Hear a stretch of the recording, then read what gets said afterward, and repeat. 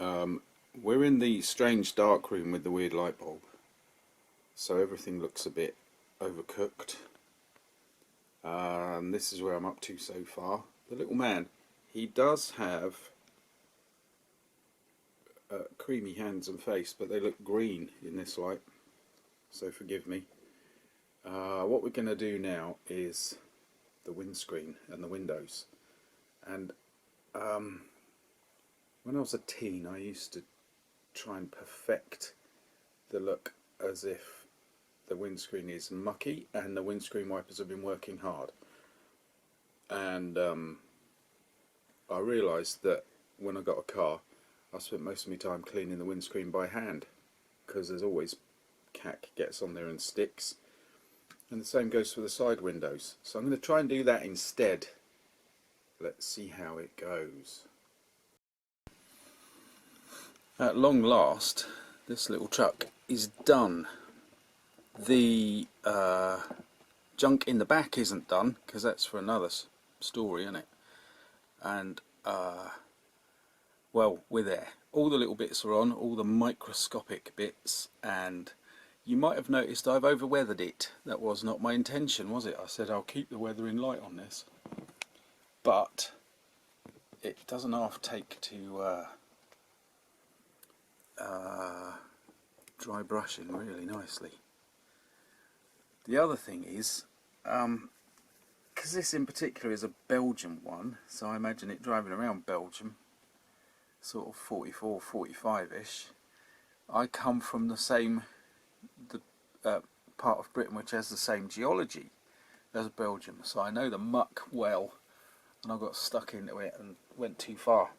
And it's a combination of, everybody knows Belgium for clay, but it's also sand and chalk, and the three can often be encountered simultaneously on the roads, and it creates in dry weather it creates a terrible dust which gets everywhere, and then the slightest hint of humidity and it turns almost to cement, which obviously is, you know, what you get out of the chalk there, and it sticks and it gets in everywhere.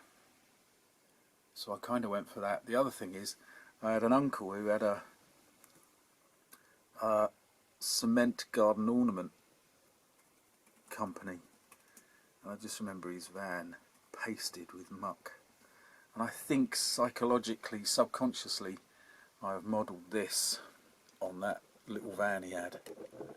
The other thing is, he used to live near a place called Houghton Regis, which had a cement works, and at times in the summer, if there's a bit of a breeze, the whole of Houghton Regis would just turn white, and the trucks coming out of there would be white, and you only had to drive through, and your car or van would be absolutely white, because it just pick up off the roads and the wind would blow it across. So this is all what's going on, and all of that muck, because it often has sand in it, doesn't half ruin the paintwork, and then you get rust. So I've been influenced by all of that. I could tell as I was doing it, and I couldn't stop myself, that that's what was going on. Good old Houghton Regis. It's nothing but a gigantic bypass now. But there it is, our little truck. So, in terms of the model, it is a really good model. Things fit so nicely. In fact, I haven't glued the bodywork of the cab on. It just sits nicely. So, just in case I get an inclination to do something, I can pop the cab off. Yeah, fits together nicely. There's a lot of tiddly bits, which you expect in modern models, which is always a bit of a time-consuming thing. And it is a lovely, lovely little vehicle to make a model of. Well done, Tamia, for doing it.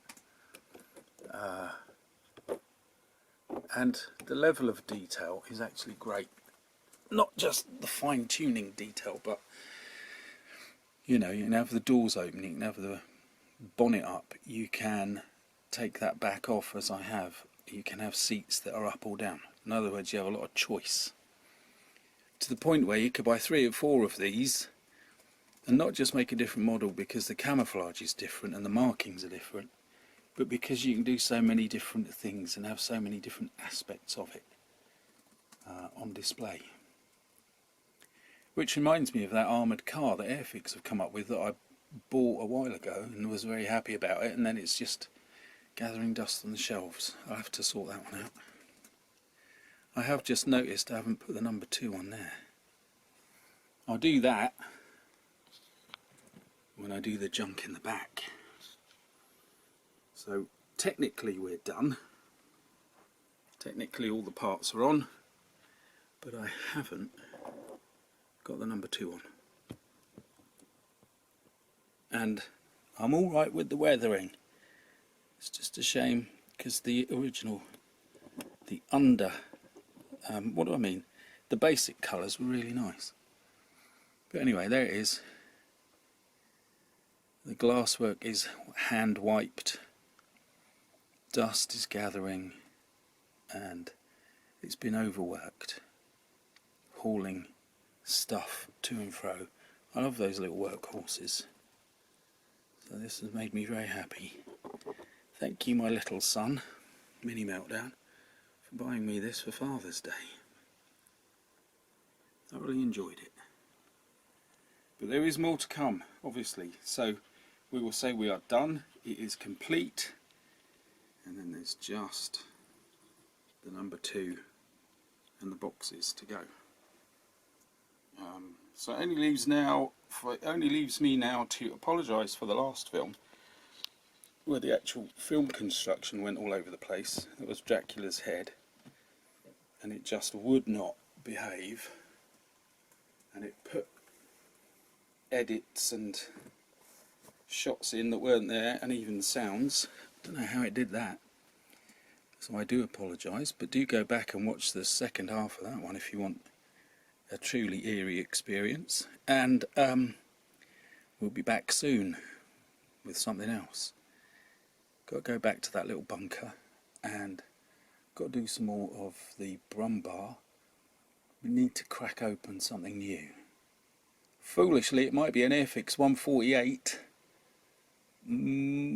possibly Hurricane. Airfix 148 aircraft. What a bad idea that is. So, thank you for watching. See you again soon. You'd subscribe, wouldn't you? Yes. I'll believe you.